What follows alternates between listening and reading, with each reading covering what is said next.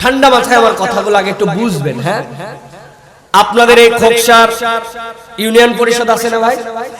একজন চেয়ারম্যান আছে না, নাকি পলাতক আছে? আছে, তাহলে ভালো লোক। চেয়ারম্যান সাহেব পাশে, চেয়ারম্যান সাহেব আপনারা দাওয়াত দিছে, ভালো করে কথা বুঝেন কিন্তু, যে বাবা তুমি অমুক দিন দুপুরবেলা আমার বাড়িতে খাবা এক ওয়াক্ত। আপনি গেছেন, সুন্দর জামা কাপড় পরে যাওয়ার পরে আপনাকে চেয়ারম্যান সাহেবের বাড়িতে যায়, দেখেন কোনো চেয়ারম্যান সাহেবের চেয়ার নাই, টুল নাই, বেঞ্চি নাই, কিছু নাই।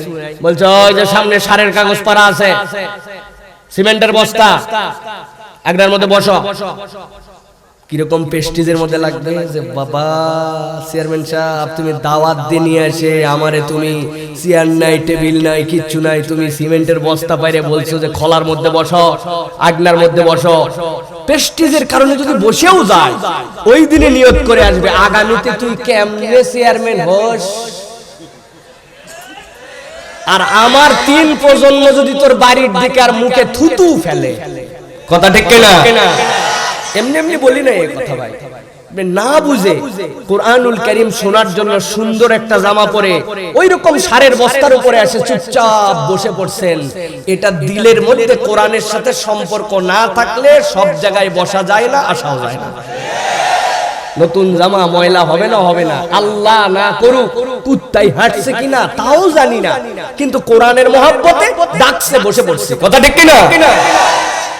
আবার কতগুলো এরকম আছে বাড়ির থেকে আসার সময় বলে আসছে আম্মা মাহফিলে যাচ্ছি, আল্লাহর দয়া এখন পর্যন্ত ওয়াজের দিকে ও ফিরে নাই। ও ভুঁয়ের মধ্যে নামে আলের মধ্যে মারতেছে না, বিশাল মারা মারতেছে আর মোবাইল ঠেলতেছে, আবার মাঝে মাঝে দেখা যাচ্ছে নিচ দিয়ে পানিও পড়তেছে।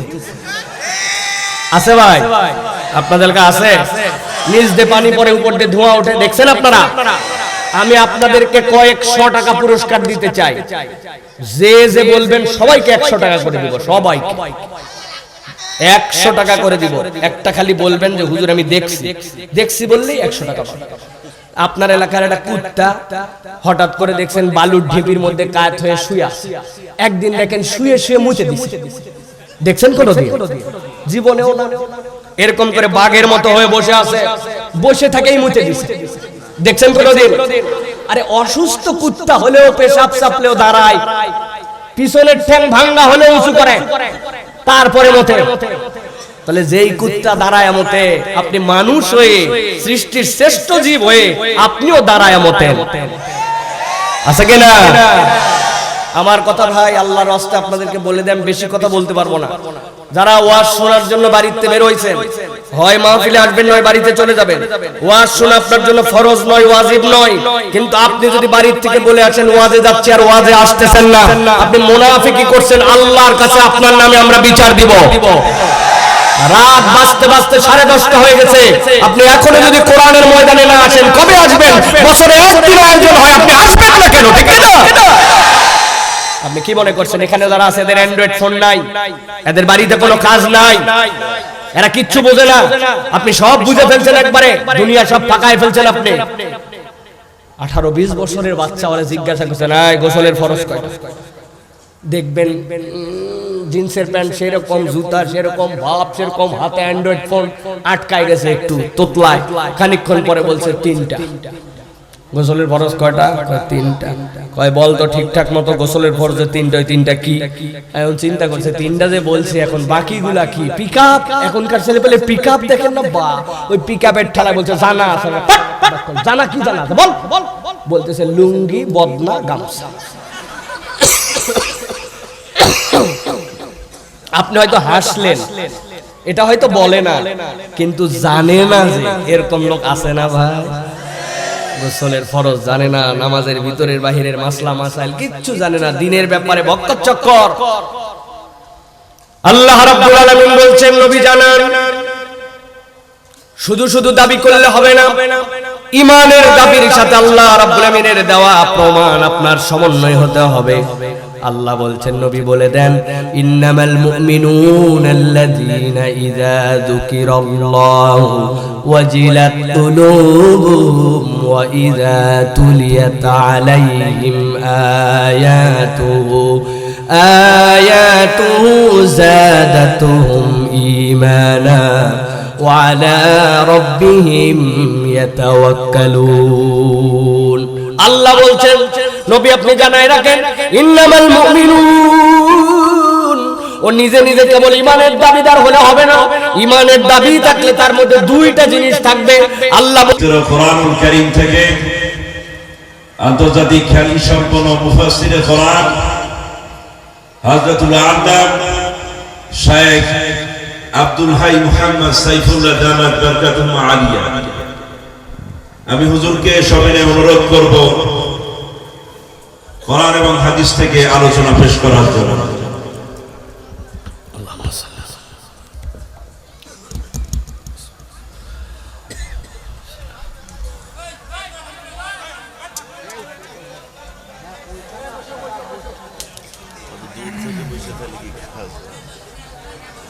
السلام عليكم ورحمة الله وبركاته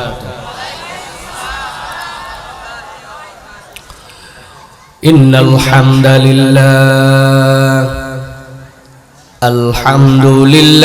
نحمده ونستعينه ونستغفره ونؤمن به ونتوكل عليه ونعوذ بالله من شرور أنفسنا ومن سيئات أعمالنا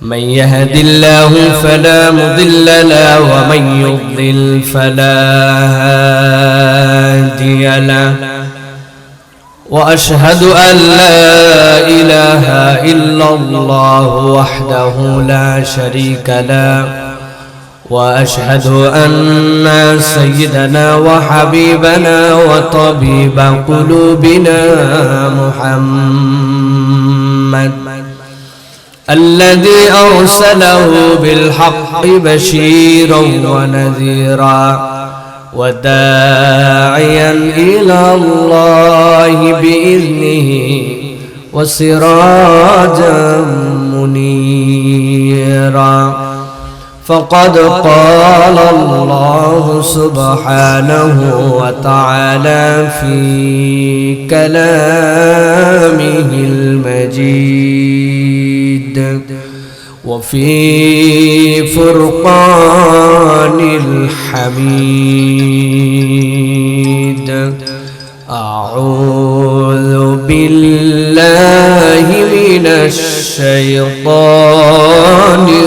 الرجيم بسم الله الرحمن الرحيم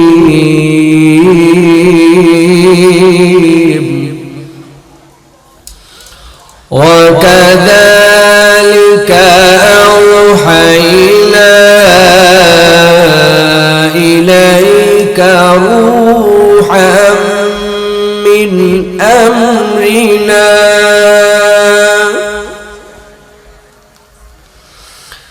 ما كنت تدري ما الكتاب ولا الإيمان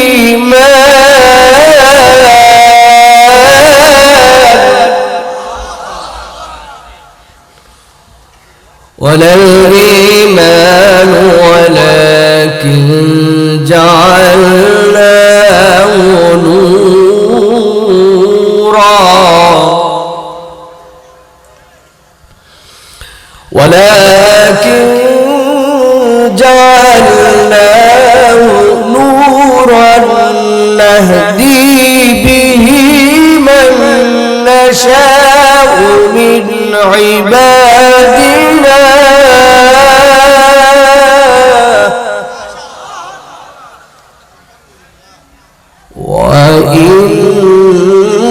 وإنك لتهدي إلى صراط مستقيم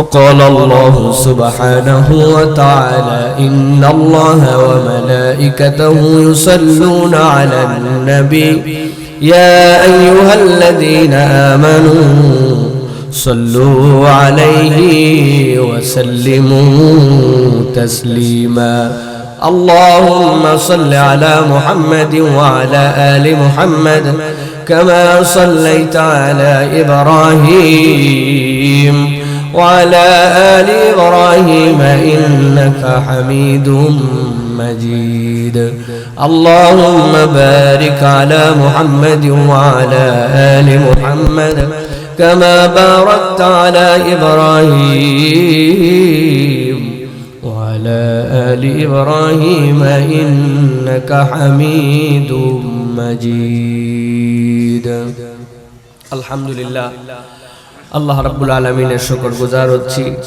যে আল্লাহ রাব্বুল আলামিন আজকে আমাদেরকে মোড়াগাছা হাজীবাড়ির প্রাঙ্গণে বাংলাদেশের অন্যতম ঐতিহ্যবাহী জেলা কুষ্টিয়ার খোকসার আজকের এই মোড়াগাছা জামে মসজিদ এবং হাজী আফসার উদ্দিন হাফিজিয়া মাদ্রাসার যৌথ উদ্যোগে আজকের এই মাহফিলের শেষ অধিবেশনে আমাদেরকে আসার বসার তৌফিক যোগ্যতা সুস্থতা মন মানসিকতা পরিবেশ পরিস্থিতি দান করলেন সে আল্লাহর কাছে আমরা কালিমাতুশ শুকর আদায় করি সকলে পড়ি আলহামদুলিল্লাহ দরুদ এবং সালাম বর্ষিত হোক মানবতার মহান মুক্তির দূত আকায়ে নামদার তাজেদারে মদিনা আপনার আমার প্রিয় রাসূল জনাবে মুহাম্মদুর রাসূলুল্লাহ সাল্লাল্লাহু আলাইহি ওয়াসাল্লামের প্রতি সম্মানিত হাজিরিন আজকের এই মোবারক মজলিসের সুযোগ্য সম্মানিত সভাপতি জনাব হাজী আবু তাহের সাহেব মাহফিল পরিচালনা করছেন মোড়াগাছা জামে মসজিদের সুযোগ্য সম্মানিত খতিব অত্র এলাকার দ্বীনি রাহবার শ্রদ্ধাভাজন হযরত মাওলানা আব্দুল্লাহ ইব্রাহিম আনসারী হাফিজাহুল্লাহ ওয়া রা কথা বলেছেন কিছুক্ষণ পূর্বে হাফেজ মাওলানা আনাস আল আনসারী আল হিরা জামে মসজিদ কুমারখালীর সুযোগ্য সম্মানিত খতিব কথা বলেছেন হাফেজ মাওলানা মুফতি আহমদ ইব্রাহিম মঞ্চ উপবিষ্ট আছেন বিভিন্ন পর্যায়ের সম্মানিত ব্যক্তিবর্গ আমার সামনে উপবিষ্ট সম্মানিত মুরব্বিয়ানে কেরাম আমার প্রিয় তরুণ যুবকেরা স্নেহের ছোটরা আলাদা প্যান্ডেল থেকে শুনছেন মা এবং বোনেরা সকলকে একবার সালাম দিয়েছি আরো একবার আপনাদের কাছে দোয়া পাওয়া এবং করার আশায় সালাম নিবেদন করি আসসালামু আলাইকুম ওয়া রাহমাতুল্লাহ আমার খোকসার ভাইরা ভালো আছেন ভাই সবাই ভালো আছেন আপনারা আলহামদুলিল্লাহ প্রিয় ভাইরা আমি অনেক ভালো আছি আলহামদুলিল্লাহ এক হিসাবে এখন পর্যন্ত বেঁচে আছি এটাই সবচেয়ে বড় একটা নিয়ামত আল্লাহর গত বছর 19 নভেম্বর আপনাদের মাহফিল ছিল 17 নভেম্বর আমার গাড়ি অ্যাক্সিডেন্ট করলো লোকজন আমাকে এবং আমার পরিবারের কারা কারা মারা গেছে লাশ বের করার জন্য ওরা গাড়ি কাটছে মূলত কিন্তু বের হওয়ার পরে দেখে আমি ছাড়া কারো এক ফোঁটা রক্ত আল্লাহ বের করে নাই আল্লাহ রাব্বুল আলামিন একটা তার কুদরতে আল্লাহ রাব্বুল আলামিন আমাদেরকে একটা নতুন জীবন দিয়েছেন তো এই জন্য আমি আপনাদের কাছে আসতে পেরে খুবই আনন্দিত যে এটা একটা ওয়াদা ছিল সেই ওয়াদাটা আবার আপনাদের কাছে পালন করার মতো আল্লাহ তৌফিক দান করেছেন যদিও শারীরিকভাবে একটু স্বাভাবিক এখন ঠান্ডা এক এক জায়গায় এক এক রকম ঢাকাতে এসি চালাতে হয় আপনাদের এখানে মাফলার ছাড়া বের হওয়া যায় না আবার গাড়ির ভিতরে সিরাজগঞ্জের ওই পারে গরম লাগে আবার গেছি হচ্ছে ঠাকুরগাঁ দিনাজপুর পঞ্চগড় এদিকে যাওয়ার পর যে কি ওয়েদার এটা আপনাদেরকে বলে বোঝানো যাবে না এতে আমার গলা বসে বুক ধরে কাশি হয়ে অস্থির এক অবস্থা আল্লাহ রাব্বুল আলামিন তারপরেও আপনাদের কাছে এনে হাজির করেছেন এই জন্য আপনাদের সামনে আল্লাহ রাব্বুল আলামিন আনাতে আমাকে আমি ব্যক্তিগতভাবে আল্লাহর প্রতি অনেক খুশি আলহামদুলিল্লাহ প্রিয় ভাইরা আল্লাহর প্রতি বান্দা যদি খুশি না থাকে তাহলে আল্লাহ রাব্বুল আলামিন ওই বান্দার নিয়ামত বাড়াবেন না কিন্তু আমরা খুশি হওয়ার উপলক্ষ খুঁজে পাই না আমাদের সমস্যাটা হচ্ছে যে আমরা কিসে খুশি হব এইটা আমরা উপলক্ষ খুঁজে পাই না নবীজির একজন সাহাবী ছিলেন সেই সাহাবী যখন মদিনায় আসছেন মদিনায় আসার পরে উনি দৃষ্টি ছিল না ওনার চোখ ছিল না দেখতেন সব মানুষ আসছে আসার পরে আমার এর জন্য দোয়া করেন আমার বাচ্চার জন্য দোয়া করেন আমার রিজিকের বরকতের জন্য দোয়া করেন সবাই আসছে ওনার কাছে দোয়া নেওয়ার জন্য উনি যা দোয়া করে আল্লাহ রাব্বুল আলামিন ওই দোয়ায় মানুষের মধ্যে বরকত দেয়, মানুষের জন্য সেগুলো কবুল করে নেয়, তাহলে কি পরিমাণ মানুষজন আসবে? একজন সাহাবীর সন্তান তার কাছে আসছে, এসে বলছে চাচা যান আপনার কাছে আমি একটা দোয়া করার অনুরোধ নিয়ে আসছি। বলছে বলো কি দোয়া তোমার? বলছে আমার দোয়াটা হচ্ছে এত লোক আপনার কাছে দোয়া চাইতে আসে, আপনি দোয়া করেন, আল্লাহ রাব্বুল আলামিন দয়া করেন, আপনি তো চোখে দেখেন না, আমার খুব ইচ্ছা আপনি একটু আপনার জন্য দোয়া করেন, আল্লাহ যেন আপনার চোখটা ফিরায় দেয়। উনি তখন ওই ভাতিজাকে ডেকে বলছেন বাবারে এইরকম ভাবে কেউ আমারে বলে নাই, তবে এইটাও জেনে রাখ আমি চাইলে হয়তো আল্লাহ আমাকে দিয়ে দিতে পারে, কিন্তু আমার এই চোখ যাওয়াতেও আমি আমার রবের প্রতি খুশি আছি। উনি যদি মনে করে আরে চোখ দিব না, আমি চাইয়া নিব না, আমি ওর হালতে খুশি আছি, এই জন্য আমি জীবনেও আমার চোখের জন্য দোয়া করি না। এটা সস্তা ইমানের বিষয় নয়।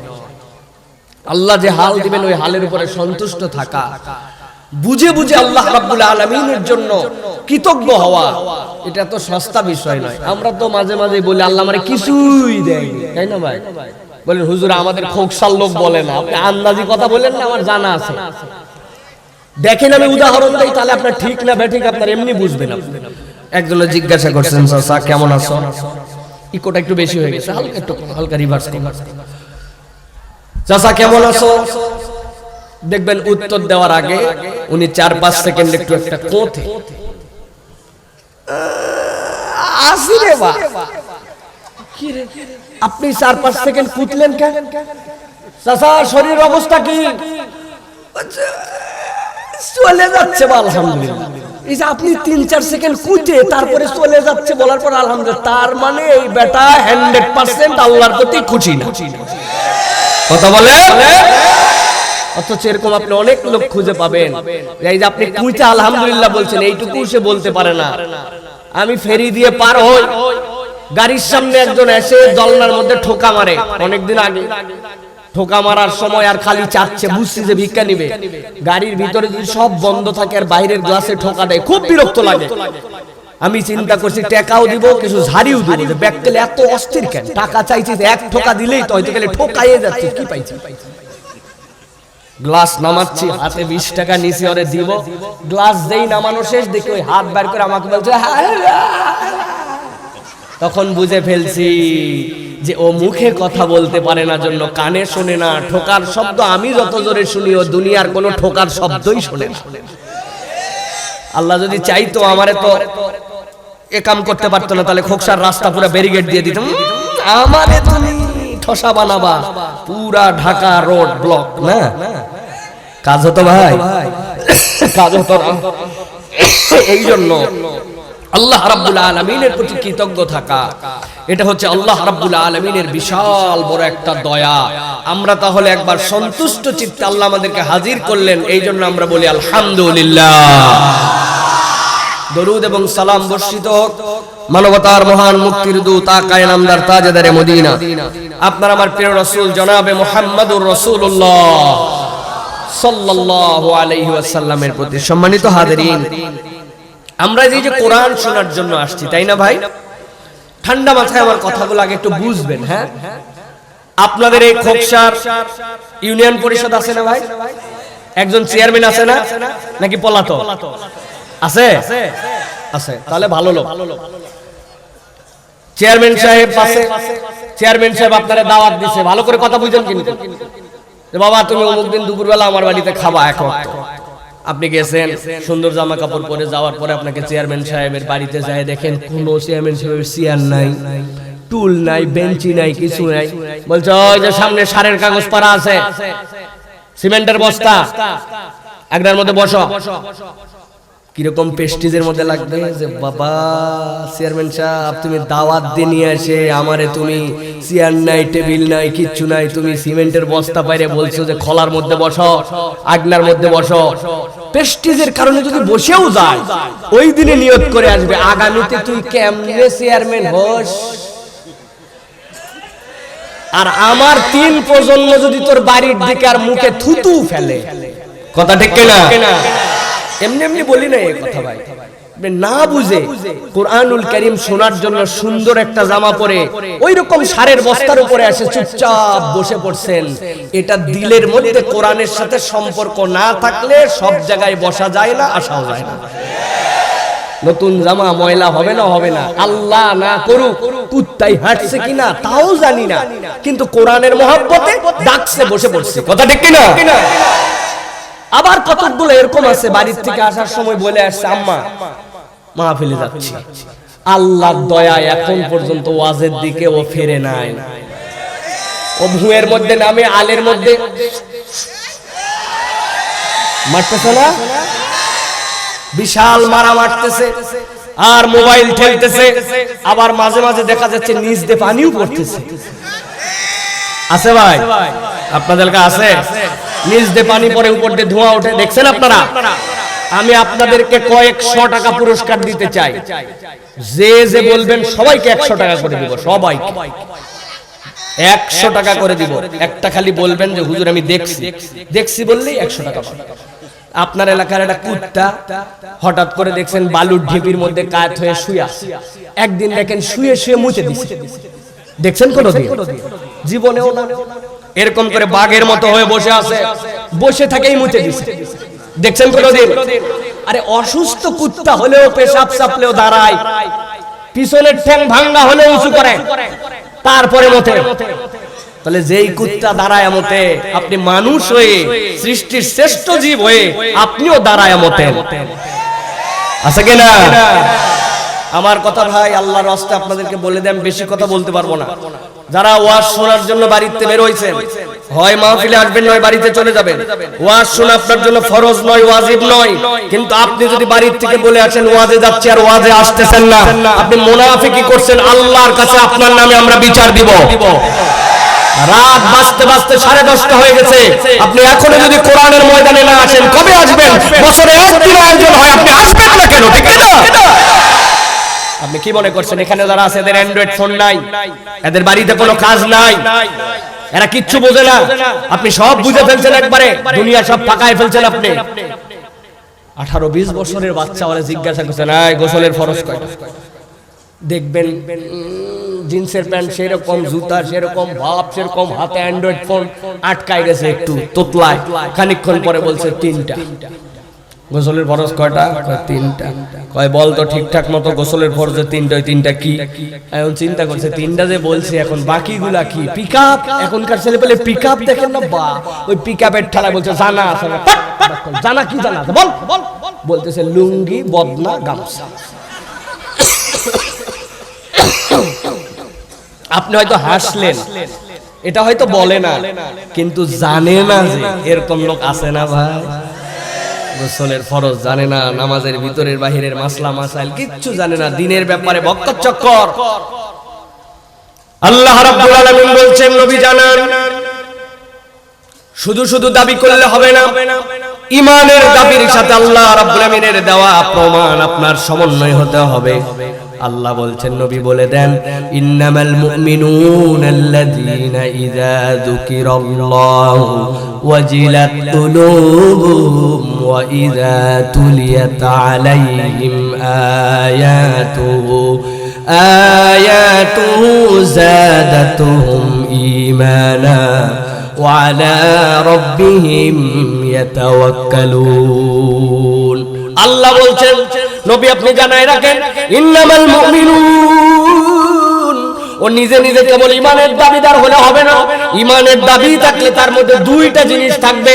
আল্লাহ বলছেন, ইযা যুকিরাল্লাহু ওয়াজিলাত কুলুবুহুম, আল্লাহর যখন জিকির তার সামনে হবে, আপনি এটার নাম দিয়েছেন তাফসীর মাহফিল, হাদিসে কোথাও তাফসীর মাহফিল নাই। আপনি দিয়েছেন ইসলামী মহাসম্মেলন, হাদিসে কোথাও নাই ইসালে সব মাহফিল, হাদিসে কোথাও নাই জলসা, কোথাও নাই। হাদিসে আল্লাহর নবী বলেছেন এইটার নাম হচ্ছে মাজালিসুল যিকির, এইটা হচ্ছে আল্লাহর স্মরণের মাজলিস। আল্লাহ বলতেছেন, যদি তুমি দেখো যে কোন জায়গায় জিকিরের মাজলিস হইছে, আল্লাহ বলছেন তার ভিতরে যদি ঈমান থাকে, ওয়াজিলাত কুলুবুহুম, তার অন্তরটা থই থই করতে শুরু করবে। আপনি যদি 1 লিটারের একটা হাঁড়ির মধ্যে আধা লিটার দুধ আপনি তুলে দিয়ে নিচে জাল ধরায় দিয়েছেন, বুঝে থাকলে উত্তর দিবেন। আর পাশের চুলাতেই আধা লিটার 1 লিটারের পাত্রের মধ্যে পানি তুলে জাল ধরায় দিয়েছেন, দুধের নিচেও জাল, পানির নিচেও জাল। আপনাকে যদি বলা হয় খেয়াল রাখা লাগবে কোনটায়, আপনি কোনটার জন্য খেয়াল রাখবেন? বলে হুজুর দুধের নিচেও আছে সমস্যা কি, পানির নিচেও আছে সমস্যা কি? পানির নিচে যদি আপনি দেন ওইটা আস্তে আস্তে জ্বলতে জ্বলতে হয়তো পানি শুকায় হাড়ি পুড়ে যেতে পারে, কিন্তু দুধ আপনার ওরকম ভাবে পুড়বে না। ও উতলায় উঠে হাড়ি উঠছায় আপনার চুলা নিভায়া আপনার ক্ষতি করতে পারে, ঠিক না? আল্লাহ বলছেন ওয়াজিলাত কুলুবুহুম, তার অন্তরটা থই থই করে উঠবে। এটা ঈমানের 1 নম্বর পরিচয়। আর 2 নম্বর আল্লাহ বলছেন ওয়াইদা তুলিয়াত আলাইহিম আয়াতু, আর যখন তার কাছে কোরআনের আয়াত তেলাওয়াত করা হবে যাদাতহুম ঈমানা, তার ঈমানটার স্বাভাবিক থাকবে না, ঈমানটার মধ্যে আন্দোলিত হয়ে যাবে, ঈমানটা তখন তার বৃদ্ধি পেয়ে যাবে। আল্লাহ বলছেন কত দূর বৃদ্ধি পাবে জানো নাকি? ওয়া আলা রাব্বিহিম ইয়াতাওয়াক্কালুন, নবী বলে দেন ওই বান্দার ঈমানের হালত এমন হয়ে যাবে আল্লাহ ছাড়া বান্দার কারো উপরে ভরসা করবে না। সুবহানাল্লাহ। তাহলে ভক্কত চক্কর পরিচয় দিলে হবে না আমার ঈমান ঠিক আছে? কি ঈমান ঠিক আছে? আপনার ঈমানের পরিচয় হচ্ছে আল্লাহর জিকির হলে আপনার ভিতরে আনন্দ হয়। ওই আনন্দ মানে কি? আল্লাহর কোরআন তেলাওয়াত হলে আপনার ঈমান বৃদ্ধি পায় মানে কি? আপনি আল্লাহর দিকে ডেডিকেটেড হন, আপনি কোরআনের দিকে মাইল হন, আগের বদকার আমল ছেড়ে দিয়ে আপনি সৎকার কাজ শুরু করেন। আগের বেনামাজি নামাজি হয়, আগের মিথ্যুক এখন সত্যবাদী হয়, আগের বাপমার কথা শুনতেন এখন কথা শোনা ছেলে হয়, আগের বেয়াদবটা এখন আদবওয়ালা হয়। এটা হচ্ছে ঈমান বৃদ্ধি। আপনার মুখের কথা ঈমান বৃদ্ধি হবে না, ঠিক না? আপনার কোনো পরিবর্তন নাই, আগেও যায় এখনো তাই। আপনি বলতেছেন হ্যাঁ আমার চেঞ্জ হয়ে গেছে, কোনো চেঞ্জ হয় নাই। চেঞ্জ হলে আসারুল ঈমান আপনার সাথে যুক্ত হওয়া লাগবে, ঠিক না? প্রথমটা তাহলে অন্তত প্রমাণ দেন যে আপনি কোরআনুল কারীমের সাথে জড়িত হয়েছেন, কোরআনকে ভালোবেসেছেন, ঠিক না? আপনি আমার ভুল বুঝেন না ভাই আমার কথায়। আপনি হয়তো মনে করবেন সাইফুল্লাহ ভাই বোধহয়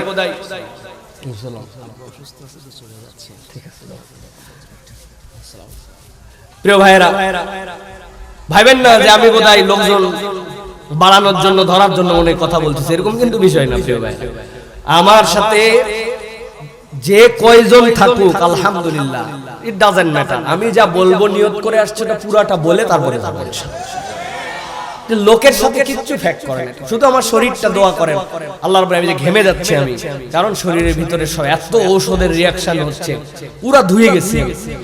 আপনারা একটু দোয়া করেন যে আল্লাহ রাব্বুল আলামিন এমন কথা যেন আমরা শুনে যেতে পারি যেটার কারণে এই মাহফিলটা যেন সফল একটা মাহফিল হয়, আমাদের জীবন যেন আল্লাহ পরিবর্তন করে দেন। বলেন আল্লাহুম্মা আমিন। আপনারা আছেন তো ভাইরা? আমি বেশ কিছু মুরব্বি দেখতে পাচ্ছি। আমি আপনাদেরকে আবারও বলে রাখি বাবা, আমি কিন্তু মুরব্বিদের জন্য ওয়াজ করতে পারবো না। 40-এর উপরে কোনো ওয়াজ হবে না।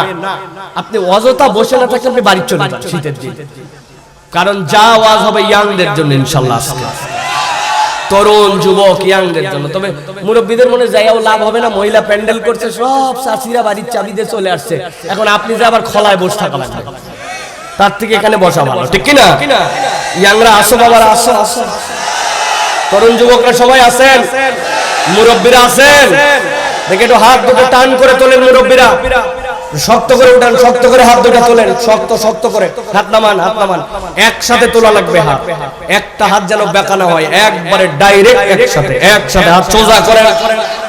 মাশাআল্লাহ, সোজা করছেন, সোজা হয়েছে, জোরে জোরে একটু নড়াচড়া দেন, আরে বুকের হাড্ডিটা একটু ফুটালেন, হাত সোজা করেন, সোজা করেন, সোজা ডানে নেন একটু, মাশাআল্লাহ, এবার একটু বামে, এবার একটু সামনে নেন, এবার একটু পেছনে, হাত সোজা, এবার সোজা সোজা, হ্যাঁ, এবার একটু নড়াচড়া দেন, এবার ডানে বামে তাকায় দেখেন কারা কারা উঠায় নাই, বাদ দিছে কারা কারা, চেহারাগুলো চিনে নেন, হ্যাঁ সোজা হয়েছে হাত, এবার গলাটা পরিষ্কার দেন, ভালো করে হয় নাই। চেয়ারে যারা বসে আছেন আপনারা আমাদের সাথে না, ফাঁকে যায় চেয়ারে বসছেন আপনারা, কি সব চেয়ার আগায় নেবো কিন্তু একবারে, হাত সোজা করেন সবাই, গলা পরিষ্কার দেন, ভালো করে সোজা করছেন হাত, এবার বুক বরাবর নেন, এই বরাবর নিছেন।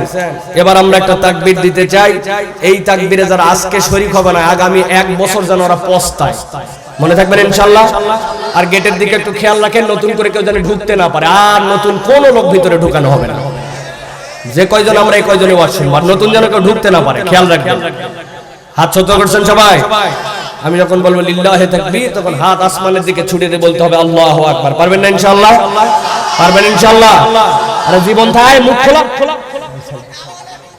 আরে কি আশ্চর্য কথা, মুখ বাইন্ধে রাখছেন। হ্যাঁ, এই ক্যামেরাম্যানরা বসো, বসো বাবা বসো। রেডি হয়েছেন সবাই? রেডি? এই ছেলে, এটা কে? এটা কে? হাত তোলো, পানাও, পানাও, পানাও। এই ছেলে পানাও, পানাও, পানাও। এতগুলা বড় বড় মুরব্বী আছে না, তুমি ক্যামেরাম্যান তাই কি? রেডি হয়েছেন সবাই? সবাই রেডি? আমি লিল্লাহি তাকবীর বললে আসমানের দিকে হাত ছুড়ে দিয়ে বলবেন আল্লাহু আকবার। রেডি না সবাই? দেখি কি রকম শব্দ হয়। লিল্লাহি তাকবীর, লিল্লাহি তাকবীর। আল কোরআনের আলো,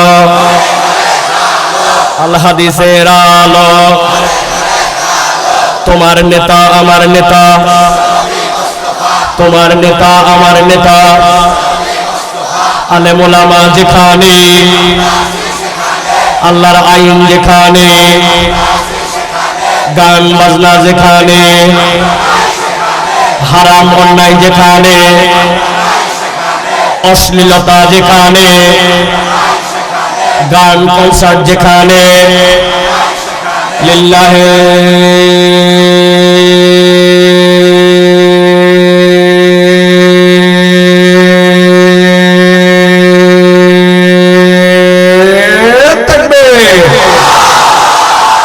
মাশাআল্লাহ। হাত নামা। শয়তান আছে?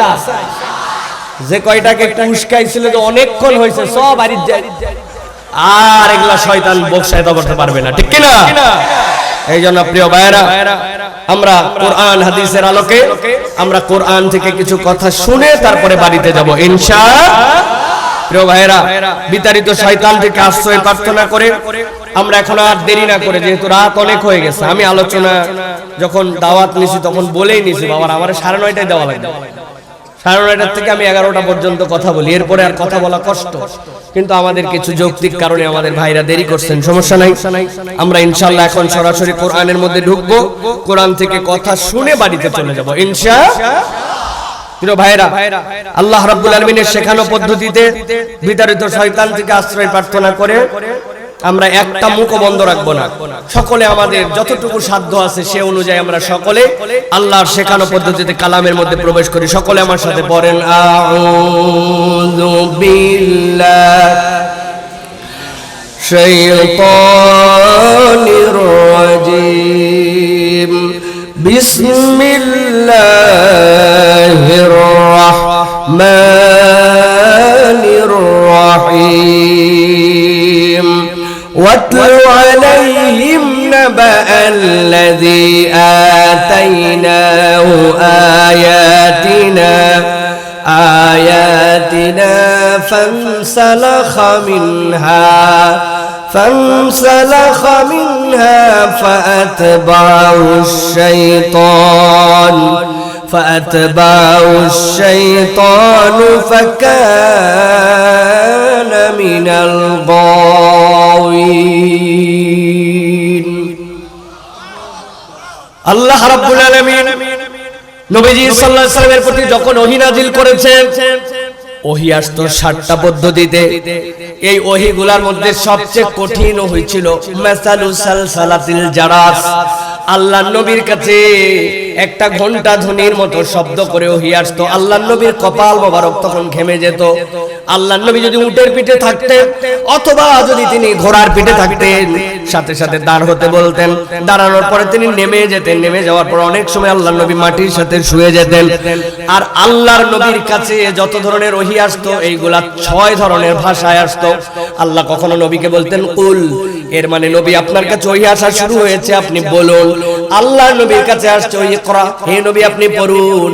আল্লাহর নবীর কাছে ওহী আসছে ইয়া আইয়ুহান নবী, ও আমার নবী। আল্লাহর নবীর কাছে ওহী আসছে ইয়া আইয়ুহাল ইনসান, যদিও মানুষকে মুখাতেব বানাইছেন কিন্তু নবীর দ্বারা তো ওহী আসছে। আর এক ধরনের ওহী আসতো যেখানে আল্লাহর নবীর ব্যক্তিকে আল্লাহ রাব্বুল আলামিন সম্বোধন করতেন ইয়া আইয়ুহাল মুজাম্মিল, ইয়া আইয়ুহাল মুদাসসির। কিন্তু আল্লাহ এই জায়গায় ওহী দিলেন, ওয়াতলু আলাইহিম নাবা আল্লাযী আতাইনাহু আয়াতিনা। ও আমার হাবিব, এমন একটা ওহী আপনাকে দেওয়া হচ্ছে যেটা আপনি তেলাওয়াত করবেন। এখন মুফাসসিররা বলছেন আল্লাহ ওয়াতলু শব্দ দিয়ে কেন আল্লাহ নবীকে ওহী দিলেন? আল্লাহ নবী ইব্রাহিম আলাইহিস সালাম খানায় কাবা নির্মাণ করা শেষ করলেন, করার পরে তার ছেলেকে নিয়ে দাঁড়ালেন ইসমাঈল আলাইহিস সালাম, আল্লাহর কাছে ফরিয়াদ দিলেন, ওয়া ইয ইয়ারফাউ ইব্রাহিমুল কওয়াইদা মিনাল বাইতি ওয়া ইসমাঈল রব্বানা তাকাব্বাল মিন্না ইন্নাকা আনতাস সামিউল আলিম। আয় রব্বুল আলামিন, কাবা নির্মাণ শেষ করছি, তুমি এইটা কবুল করো। আল্লাহ বলেন কবুল তো করা হবে, কিন্তু কিভাবে করা হবে এর জন্য পরের আয়াতটা আপনার অন্তরের মধ্যে আল্লাহ ওহী করে দিলেন। আপনি একটা ফরিয়াদ দেন, এইভাবে কাবাকে আবাদ করা হবে। ইব্রাহিম আলাইহিস সালাম দোয়া করতে শুরু করলেন, আয়াতগুলো তেলাওয়াত করবে, চারটা গুণ তার হবে, ইউযাক্কিহিম ওয়া ইউআল্লিমুহুমুল কিতাব ওয়াল হিকমা। কিন্তু এক নম্বর হবে সে আয়াতগুলোকে তেলাওয়াত করবে। আল্লাহ বলতেছেন আপনার দুইটা সন্তান দিছি, একটা ইসহাক, তার থেকে কত পয়গম্বর আল্লাহ ছাড়া কেউ জানে না, কিন্তু আর একটা আপনার পয়গম্বর দিলাম, সেইটা ইসমাইল, কিন্তু তার থেকে আর কোন পয়গম্বর নাই, একজনই কেবল, তিনি হচ্ছেন মুহাম্মাদুর রাসূলুল্লাহ সাল্লাল্লাহু আলাইহি ওয়াসাল্লাম। আল্লাহ বলছেন ইব্রাহিম আপনার নাম খলিলুল্লাহ, যেই জায়গাটায় আপনি দাঁড়ায় আছেন এটা হচ্ছে বাইতুল্লাহ, যেই লোকটা আপনার সাথে আমিন আমিন বলে শরীক হচ্ছে উনি হচ্ছেন জবিহুল্লাহ, আর যেই লোকটার ব্যাপারে আপনি আমার কাছে ফরিয়াদ দিচ্ছেন সে হচ্ছে হাবিবুল্লাহ। সুবহানাল্লাহ। খলিল ডাকতেছেন হাবিবের জন্য, জায়গাটা বাইতুল্লাহ, আর সাথে সাথে ফরিয়াদ দিচ্ছেন জবিহুল্লাহ। নবী বলতেছেন জানো জানো আমি কত সৌভাগ্যবান জানো, আমি দুইজন জবেহকৃত পিতার সন্তান, তাদের জন্য জবে মঞ্জুর হয়ে গেছিল। ওয়াতাল্লাহু লিল জাবিন, ইসমাইল শুয়ে গেছিলেন, ইব্রাহিম আলাইহিস সালাম তলোয়ার চালায়ে দিয়েছিলেন। আল্লাহ রাব্বুল আমিন বলছেন কবুল হয়ে গেছে, কবুল হয়ে গেছে, জান্নাত থেকে দুম্বা এনে দিয়ে দেওয়া হলো। ওই ইসমাইলের সন্তান হতে হতে আব্দুল্লাহ, আব্দুল্লাহর আব্বা আব্দুল মুত্তালিব আল্লাহর কাছে মান্নত করছেন, আল্লাহ এই খানায় কাবা দেখার জন্য, হাজীদের পানি খাওয়ানোর জন্য, এটা বিরাট বড় জিম্মাদারি। আমাকে তুমি এর আগে 10টা মেয়ে দিয়েছো, আর আমি আর মেয়ে চাই না। তুমি যদি আমাকে 10টা সন্তান দাও তাহলে এরা সবাই খানার খাবার খাদেম হবে, তবে 10 নম্বরটার খেদমত দিব না, ওইটা কাবার সামনে তোমার জন্য জবাই করে দিব। 10 নম্বর সন্তান হচ্ছেন নবীজির পিতা আব্দুল্লাহ। এখন কেমনে রে জবাই দিবে? সাথে সাথে আব্দুল মুত্তালিব চলে গেলেন একজন বিখ্যাত পাদ্রীর কাছে, আমি তো এই মান্নত করে ফেলছি, বাঁচার কোন উপায় আছে নাকি? আছে, তুমি 10টা করে উট একদিকে রাখবা, আব্দুল্লাহর নাম একদিকে রাখবা, যতক্ষণ পর্যন্ত উঠবে না আব্দুল্লাহর নাম, ততক্ষণ পর্যন্ত উটের নাম না উঠবে, ততক্ষণ পর্যন্ত এই পদ্ধতিতে চলতে থাকবে। 10 আর 1 11, তোলার পরে দেখে না ওঠে নাই আব্দুল্লাহর নাম, আবার উঠছে উট 20, এরপরে আব্দুল্লাহ উঠে নাই, 30টা উট আব্দুল্লাহ উঠে নাই, এরকম করতে 100টা উট যখন উঠলো, এরপরে আব্দুল্লাহর নাম উঠলো, এরপরে খানায় কাবার চত্বরে তিনি 100টা উট জবাই দিলেন, নবীজির পিতা বাঁচলেন। আল্লাহ নবী বলছেন কোন 2টা জবাই হয়ে যাওয়া পিতার থেকে আল্লাহ আমাকে আনছেন। আল্লাহু আকবার। আল্লাহ বলছেন আপনার ইব্রাহিম আলাইহিস সালাম যে দোয়া করছে আপনার জন্য, ঠান্ডা মাথায় 5 মিনিট আগে ভূমিকার মধ্যে থাকেন। কয় মিনিট? একদম ঘড়ি ধরে 5 মিনিট আমার সাথে থাকেন।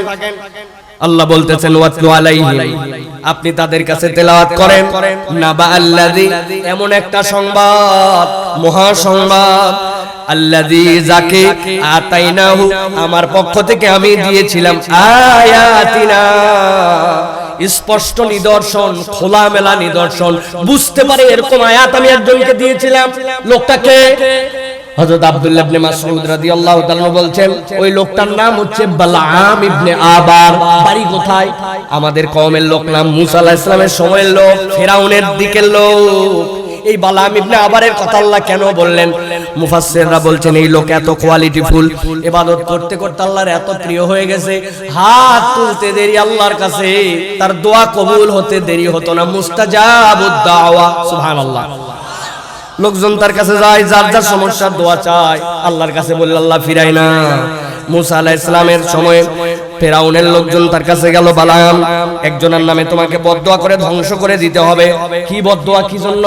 বলে বদদোয়াটা হচ্ছে ফেরাউনের সাথে টক্কর লাগাইছে, সমাজের মধ্যে ঝামেলা পাকাইছে, নানান ধরনের মতবাদের কথা বলতেছে, এই সমাজের মধ্যে তার থাকার দরকার নাই, এই লোকটার বিপক্ষে তুমি বদদোয়া করো, সে যেন ধ্বংস হয়ে যায়, যা হাদিয়া তোফা লাগে আমরা তোমার জন্য রেডি। বালাম বলতেছে তোমরা কি ওই লোকের কথা বলতেছো নাকি? কোন লোক? বগলের নিচে এরকম করে হাত দেয়, হাত জানে বের করে, সাথে সাথে হাত দিয়ে আলো বের হয়, আবার যখন বগলের নিচে নিয়ে আসে আলো বন্ধ হয়ে যায়, হাত পড়ে না, কিন্তু হাত দিয়ে তো আলো বের হয়। এটা কি সেই লোক যেই লোক মাঠের মধ্যে অনেকগুলা দুম্বা চড়াতে নিয়ে যায়, যাওয়ার পরে আমরা দেখি ওই লোক গাছের নিচে শুয়ে পড়ে আর পাশে একটা লাঠি পুঁতে দিয়ে রাখে, যেই না কোনো একটা দুম্বা মেষ ওই পালের থেকে বের হয়ে বাহিরে দৌড়াদৌড়ি করে, সাথে সাথে ওই লাঠি একাই উঠে যায়, পিটায়া সব মেষ দুম্বারে ভিতরে নিয়ে আসে, নিয়ে আসার পরে আবার লাঠি জায়গা মতো দাঁড়ায় যায়। এটা কি ওই লোক নাকি? বলে হ্যাঁ হ্যাঁ ওই লোক। তোমার কাছে কি ওয়াজ শুনতে আসছি নাকি? ওর বিপক্ষে বদদোয়া করে বলে না না না, এই লোক তো সত্য হলেও হতে পারে, আমি তার বিপক্ষে বদদোয়া করতে পারবো না। সাথে সাথে ফেরাউনের লোকজন বলল, মিয়া তুমি কি মনে করছো কেবল আমাদের স্বার্থে আসছি? তোমারও স্বার্থ আছে। আমার কি স্বার্থ? বলে আজকে তোমার দোয়া কবুল হয় বলে লোকজন তোমার কাছে আসে, তোমাকে হাদিয়া দেয়, তোফা দেয়। এখন ও যদি সমাজের মধ্যে প্রতিষ্ঠিত হয়, তার দোয়াও যদি কবুল হয়, তোমার দরবারে কার ঠেকা পড়ছে মিয়া? তোমার দরবারই তো নষ্ট হয়ে যাবে, এই জন্য আমরা তোমার স্বার্থেও আসছি। আল্লাহ বলতেছেন এই কথা শুনে সে সাথে সাথে আল্লাহ রাব্বুল আলামিনের কাছে হাত তুলল, আল্লাহ মুসাকে তুমি ধ্বংস করে দাও। আল্লাহ বললেন, যেই না এই কথা বললো, আল্লাহ বলছেন ফানসালাখা মিনহা। আয়াত আল্লাহ চিন্তা সত্যতার সামনে পরিষ্কার, তারপরে আল্লাহর আয়াত থেকে সে মুখ ফিরায় নিল। আল্লাহ বলছেন এই অপরাধের কারণে সাথে সাথে তার যতদিনের হায়াত আছে, যতদিন সে বাঁচবে, তার কোনো দোয়ার কবুল হবে না, এই মর্মে তোকে লানত প্রাপ্তদের মধ্যে ঢুকায় দেওয়া হলো। আল্লাহ রাব্বুল আলামিন বলছেন সে আল্লাহর আয়াত চিনতো, চেনার পরে সেখান থেকে মুখ ফিরাই নিল। এখন আমাদের খোকসার পরিবেশের অনুযায়ী একটুখানি আমরা আয়াতের সাথে একটু রিলেট করে একটু জিজ্ঞাসা করতে চাই, আমাদের সমাজের কোন লোক আছে নাকি ভাই যেই লোক আল্লাহর বিধান জানে, আল্লাহর হুকুম জানে, আল্লাহর আয়াত তার কাছে পরিষ্কার, তারপরেও জেনে বুঝে সেখান থেকে মুখ ফিরায়? আছে? আজকে কি বার? 12:30 আজান হয়ে গেছে, মসজিদের দিকে রওনা হয়ে গেছে, একটাই নামাজ পড়ে পকেটের মধ্যে টুপি গুজায়া বাড়িতে চলে আসছে। ইযা নুদিয়া লিস-সালাতি মিন ইয়াউমিল জুমআ ফাসাউ ইলা যিকরিল্লাহ। ওই বান্দা বড় ভালো কাজ করছে, জুম্মা পড়ছে, কিন্তু আসরের সময় মসজিদ থেকে আজান হইছে, হাইয়া আলাস সালাহ হাইয়া আলাল ফালাহ। আসরে আসে নাই, মাগরিবে আসে নাই, ওয়াক্তের নামাজ পড়ে নাই, জুম্মার নামাজ কার আহ্বানে আসলেন আর ওয়াক্তের নামাজ কার আহ্বানে বাদ দিলেন? আল্লাহ বলছেন ফানসালাখা মিনহা। না বুঝে নয়, বরং বুঝার পরে আল্লাহর দিকে আসে না। আমার আল্লাহ রাব্বুল আলামিন এই জন্য বলছেন, তুমি যদি আল্লাহর আয়াত চেনো জানো, তারপরেও সেখান থেকে যদি মুখ ফিরাও, সাথে সাথে সে 2 নম্বরে একটা অপরাধে পতিত হয়ে যাবে। আল্লাহ বলছেন ফাতবাহুশ শাইতান, সাথে সাথে সে শয়তানের অনুসরণ করতে শুরু করবে। আর একবার শয়তান যার অনুসরণ করতে শুরু করে, ফাতবাহু অনুসরণ করে তাকে, আর শয়তানু শয়তান এখানে আল্লাহ বলতেছেন সেই হচ্ছে এখানে অনুসরণ করতেছে ওই লোকের। আল্লাহ বলছেন একবার শয়তান যার অনুসরণ করে, ফাকানা মিনাল গাওয়িন, নিশ্চিত জেনে থাকো সে পথভ্রষ্ট হয়ে যায়। আমরা এই জায়গায় কথাটার একটুখানি ধাক্কা বুঝি নাই, এই জন্য আমাদের ফিলিংস কাজ করে নাই। আপনারা মাঝে মাঝে আপনাদের এলাকায় এরকম বাচ্চা কাচ্চাকে বকাবকি করেন কিনা দেখেন, তাই শয়তানি করবি না বলেন ভাই, মানে কি? মানে এমন কাজ তুই করতেছিস, সেটা একটা শয়তানি কাজ, তুই যদি এইটা করিস তাহলে তুই শয়তানের অনুসরণ। এই খবরদার বাদরামি করবি না বলেন না, বাদরামি করবি না মানে এটা বান্দরের কাজ, তিরিং বিরিং করতেছিস কেন? এটা করলে তুই বান্দরের মতো অনুসরণ করতেছিস। আল্লাহ এই জায়গায় ওই কথা বলেন নাই। আল্লাহ বলছেন জেনে বুঝে আল্লাহর আয়াত থেকে যদি তুমি মুখ ফিরাই নাও, ফাতবাহুশ শাইতান, আমি আল্লাহ জানাই রাখলাম তুমি তাহলে শয়তানের অনুসরণ করছো না, শয়তান তোমার পিছে লেগে গেছে। আর একবার শয়তান যার পিছে লাগে, ফাকানা মিনাল গাওয়িন, আল্লাহ বলছেন নিশ্চিত জেনে থাকো ওই ব্যক্তি পথভ্রষ্ট হয়ে যায়। নাউযুবিল্লাহ। তাহলে এই জায়গায় অপরাধ হচ্ছে দুইটা। কয়টা মনে রাখেন ভালো করে, অপরাধ কয়টা? জায়গা মতো কিন্তু আবার জিজ্ঞাসা করব, চলেন সামনে বের হই। আল্লাহ বলতেছেন ওয়ালাউ শিনা লারাফানাহু বিহা, যদি আমি আল্লাহ চাইতাম আর সে যদি আল্লাহর আয়াত মেনে নিত, দ্বীনের উপরে চলে আসতো, লারাফানাহু বিহা, মনে করছে আমার মর্যাদা বাড়বে না, মনে করছে আল্লাহর সাথে চললে, আল্লাহর সাথে ব্যবসা করলে আমার বোধহয় লস। আল্লাহ বলছেন ওয়ালাউ শিনা লারাফানাহু বিহা, যদি আমি আল্লাহ চাইতাম তার মর্যাদা আসমানে উঠাই দিতে পারতাম, কিন্তু সে আগে করছে দুইটা অপরাধ আর আল্লাহর কথা না শুনে সামনে আরো দুইটা অপরাধ করলো। তাহলে একসাথে এবার বলেন, আগের দুই অপরাধ পরের দুই অপরাধ, টোটাল অপরাধ কয়টা? সবাই বলে নাই কয়টা? হাতগুলো নামান, ডান হাত রেডি করেন চট করে। আমি যেই জিজ্ঞাসা করব টোটাল অপরাধ কয়টা, হাত তুলে একসাথে দেখান টোটাল অপরাধ কয়টা। সব হাত ওঠে নাই, আরেকবার সুযোগ দিলাম, হাত নামান। টোটাল অপরাধ কয়টা? আলহামদুলিল্লাহ। অনেকেই চিন্তা করবেন হুজুর এত হাত তোলাচ্ছে কারণ আছে। এদিককার ওয়াজ তো আমি আজকের থেকে করতেছি না, এদিককার ওয়াজ করি 2005 সাল থেকে। ইসলামী বিশ্ববিদ্যালয়ে পড়ার সময় থেকে গেলে আমি ওয়াজ করি, বেকায়দায় পড়লে আমারে নিয়ে আসতো তখন থেকে। তাহলে বুঝেন 20 বছর হয়ে গেছে প্রায়। আপনি কালকে যাবেন, যাওয়ার পরে দেখবেন চায়ের দোকানে গল্প হচ্ছে, মোরা গাছার মাহফিলে এবার একটা বক্তা ফাটাফাট। একজন জিজ্ঞাসা করছে, বাবা আমি কুষ্টিয়ার থাকার কারণে আসতে পারি নাই, তো বক্তা কি ফাটালো? বলছে তা বলতে পারবো না, কিন্তু ফাটাফাটি ওয়াজ। বক্তা কি বলছে গতবার আপনার মনে নাই? কি বলে গেল কিচ্ছু আপনার ধারণার মধ্যে নাই, খালি আপনি আছেন ফাটাফাটি ওয়াজে। কথা ঠিক কিনা? এই সকল ফাটাফাটি বাদ। এই ওয়াজ বাড়িতে যেতে হবে এবং এই ওয়াজ নিজে আমাদেরকে করতে হবে। রেডি আছেন ইনশাআল্লাহ? তাহলে টোটাল অপরাধ কয়টা? আল্লাহ বলছেন ওয়ালাউ শিনা লারাফানাহু বিহা ওয়ালাকিন্নাহু আখলাদা ইলাল আরদ, সে 3 নম্বর অপরাধে নিমজ্জিত হলো। আখলাদা ইলাল আরদ, আরবিতে খুলদুন মানে এমন প্রাণী যে মাঝে মাঝে মাথা উঁচু করে, মাঝে মাঝে কাত হয়, এদিক ফিরায়, কিন্তু মুখ ছেড়ে দিলে তার মুখটা সবসময় মাটির দিকে, 4 পা উপরে বডি, আর মুখ সবসময় নিচের দিকে থাকে। ঘাস খেলে মাটির দিকে ফিরে, খড় খেলে ঘাড়ির দিকে ফিরে, যদি পানি খায় মাটির দিকে ফিরে, পাতা খায় মাটির দিকে ফিরে। বলেন তো এই প্রাণীর নাম? গরু চিনেন তো নাকি? ছাগল, ভেড়া, বকরি। আল্লাহ বলছেন ওয়ালাকিন্নাহু আখলাদা ইলাল আরদ, এই মানুষটা 3 নম্বর অপরাধ করলো। সে নিরেট দুনিয়াদার হয়ে গেল, নিরেট জমিনমুখী হয়ে গেল। ওর কাছে হালাল হারামের কোনো বাজ বিচার নাই। আল্লাহর হুকুম থোড়াই তোয়ার করে, ওর দুনিয়া চাওয়ার জন্য যা লাগবে ও তাই করতে পারে। এইরকম মানুষ কতগুলো আছে যারা বাজ বিচার করে না, আল্লাহর হুকুম মানে না, নিরেট দুনিয়াদারিতে লিপ্ত হয়েছে। এরকম লোক আমাদের এলাকায় আছে নাকি ভাই? আমি তো সবাইকে চিনি না, কিন্তু 2টা লোককে চিনি। খোকসার নাম বলে দিব, বলি ভাই ঝামেলা হবে না তো? ঈদের সময় আপনি গেছেন নট দোকানে, যাওয়ার পরে আপনাকে দেখেই বলতেছে সকাল 11টার সময় গেছেন, বাবা তুমি হচ্ছে আমার বোনের কাস্টমার। এর আগে 10 জনের কাছে বেচা বিক্রি শেষ, কিন্তু কেবলমাত্র একটুখানি কাস্টমার ধরার জন্য বলছে বোনের কাস্টমার। এরপরে মুরব্বি বলছে আপনার মতো চেনা লোক বলে কিনা দামে দিলেন। আছে না? কেনা দামে বলে 500 টাকা কাল্লা কাটে ফেলছে এক্সট্রা। ওর দোকানের মাল হালাল, ব্যবসা হালাল, সব হালাল, কিন্তু কেবলমাত্র ব্যবসায়িক স্বার্থের কারণে মিথ্যা কথা বলে। এরকম ব্যবসায়িক হোক সাথে মিরপুরে, কুষ্টিয়ায় না।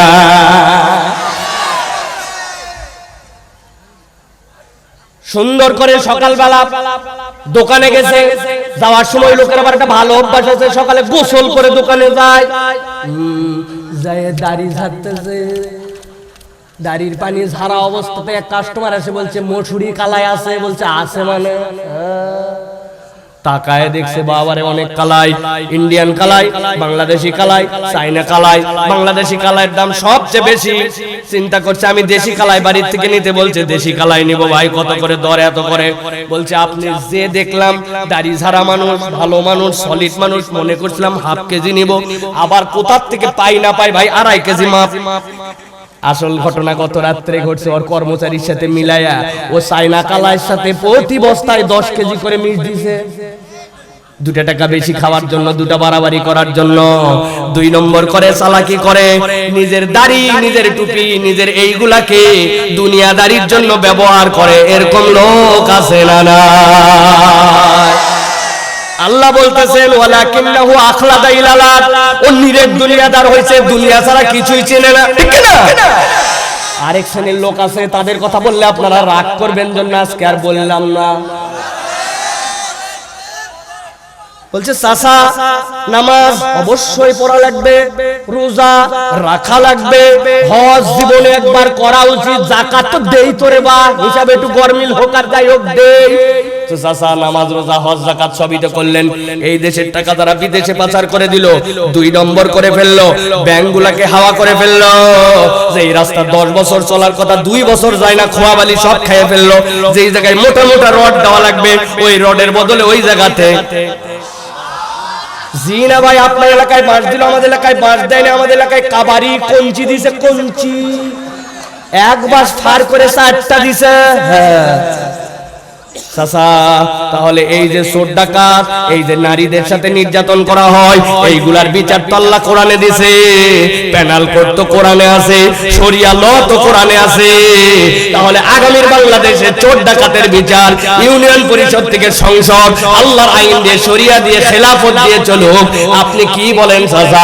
বলছি এই লোক তো মনে করছিলাম দলীয় বক্তা না, ও দেখি দলীয় কথা বলে।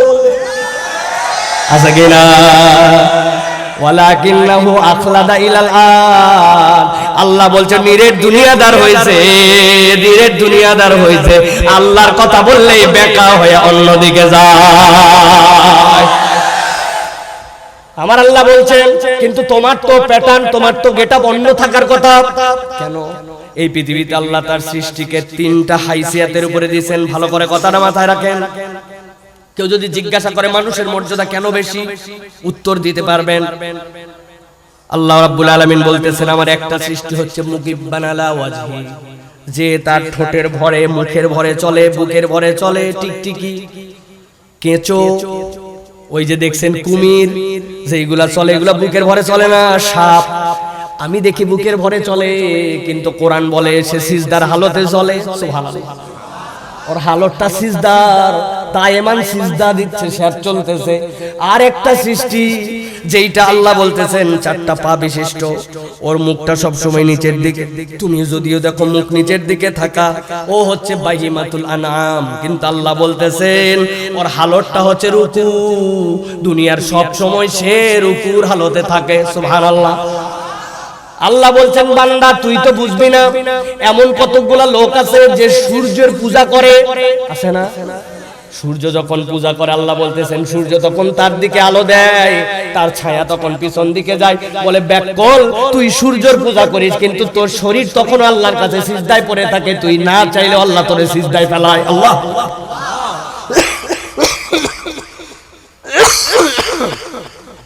আল্লাহ বলছেন। আর একটা সৃষ্টি হচ্ছে ব্যতিক্রম, মানুষ। খেয়াল করেন, মাথা সবার উপরে।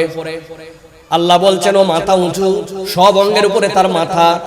ওই মাথা নিয়ে যখন দাঁড়ায় গেছে, আল্লাহু আকবার, আল্লাহ আমার মাথা সবার উঁচু, কিন্তু আমি তোমাকে বললাম আল্লাহু আকবার, আমার মাথা যতই উঁচু হোক আল্লাহ হচ্ছে সবচেয়ে বড়। আল্লাহু আকবার।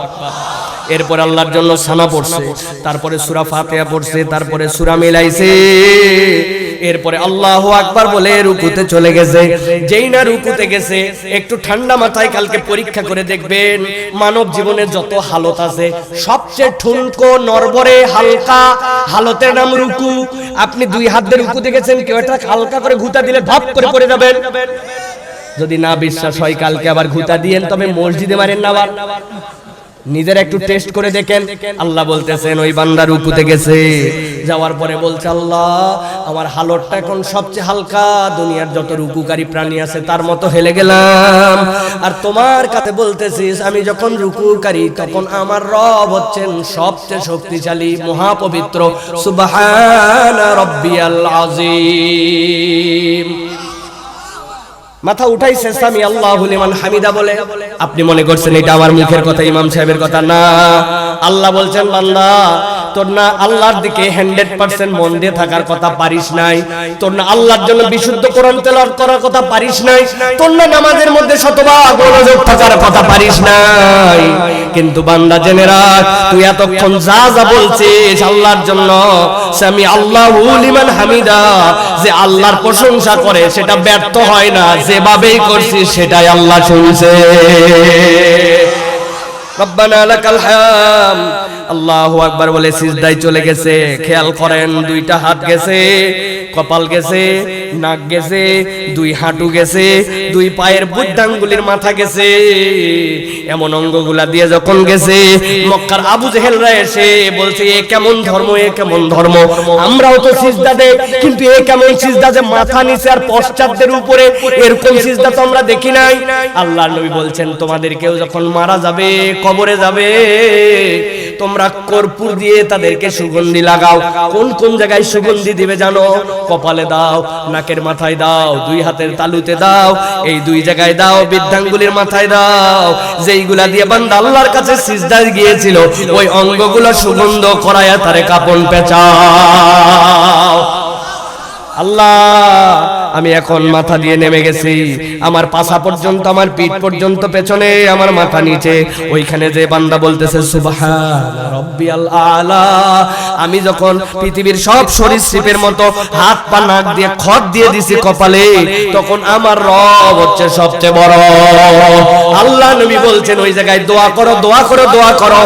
বান্দা সিজদার হালতে যাওয়ার পরে আল্লাহর কাছে যা চায়, বৈধ হলে আল্লাহ সব বান্দাকে দিয়ে দেয়। আল্লাহ বলছেন কিন্তু এই লোক কি কপাল পোড়া, ওয়ালাকিন্নাহু আখলাদা ইলাল, ও নিরেট দুনিয়াদার হয়ে গেছে, দুনিয়ার জন্য যা ইচ্ছা তাই করতে পারে। মিথ্যা কথা ডাজন্ট ম্যাটার, অন্যায় ডাজন্ট ম্যাটার, ওর কাছে হারাম কাজ করে আল্লাহর সীমা লঙ্ঘন করে ফেলা কোনো ব্যাপারই না, কারণ তার দুনিয়া লাগবে। আল্লাহ বলছেন এটা হচ্ছে তার 3 নম্বর চরিত্র। আল্লাহ বলছেন তার 4 নম্বর চরিত্র কি? আল্লাহ বলছেন নবী আপনি জানান, তার 4 নম্বর চরিত্র হচ্ছে ওয়াত্তাবা হাওয়া। আল্লাহকে মানে কদ্দুর পর্যন্ত, যদ্দুর পর্যন্ত লাগে, কিন্তু ওয়াত্তাবা হাওয়া, সে তার মনের অনুসরণ করে। তার ইলাহ হচ্ছে তার নফস, তার নফস যেটা বলে সেটাও মানে, আল্লাহ যেটা বলে সেটাও মানে। এরকম লোক আছে ভাই? এটা বুঝে বলেন, আছে ভাই? যে আমার ইলাহ হচ্ছে আমার নফস, আবার আমার ইলাহ হচ্ছে আল্লাহ। কদ্দুর পর্যন্ত, যদ্দুর পর্যন্ত আল্লাহ লাগে, নেয় না যে তা না। ওরে বলছেন কি ব্যাপার চাচা, আল্লাহ রাব্বুল আমিন তো সুদ খাওয়াকে হারাম করছে, আপনি কেন এই কারবারের সাথে জড়িত? বলছে ওটা 1450 বছর আগের হিসাব ছিল, এখন ইম্পোর্ট এক্সপোর্ট, ব্যবসা বাণিজ্য সবকিছু সুদ ছাড়া চলে না। বলে কিনা, বলে কিনা, কথা বলে।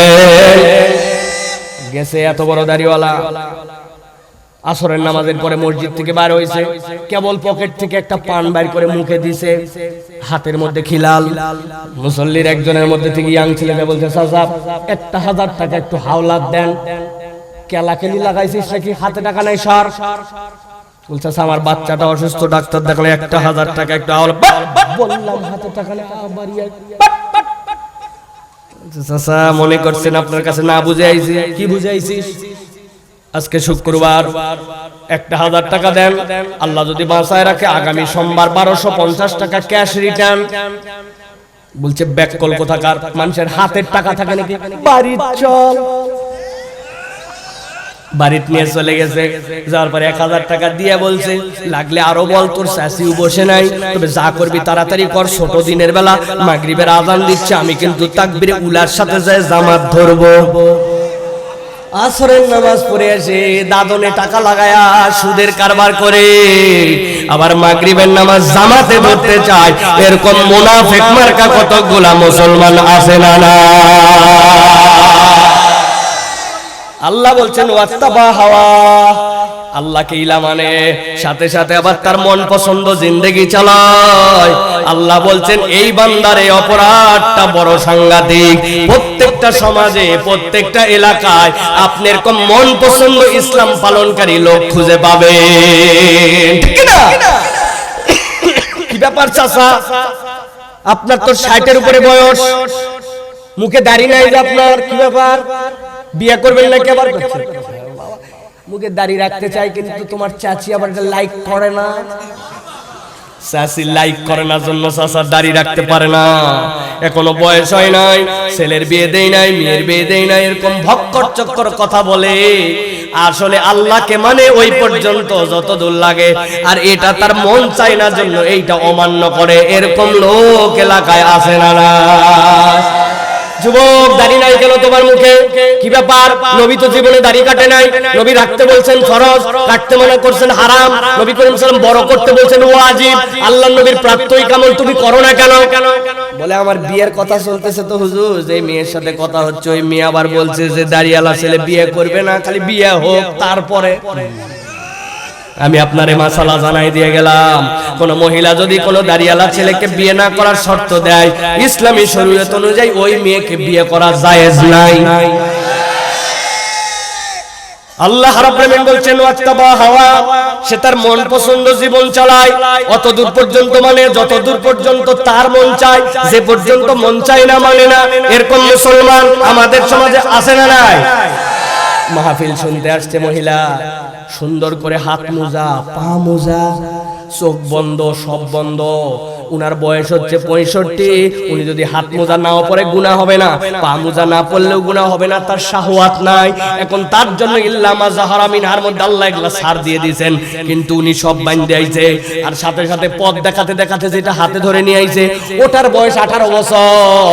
ওটা 3 পিস নাম দিছে, কিন্তু 2 পিস গায়ে আরেকটা দড়ি গলা দে ঝোলা। ও চাচি, আপনার অবস্থায় আর এইটার অবস্থায় কেন? বলছে বাবা দোয়া করো, আমি বিয়ের পরে বড়টা ধরছি, আল্লাহ দিলে আমার নাতি বিয়ের পরে পর্দা করবে। যত দোষ খালি ছেলেদের, টাকা লুকা। তুমি এরকম বেয়াদবের মতো ঘোরো, আপনি কেন এরকম করেন?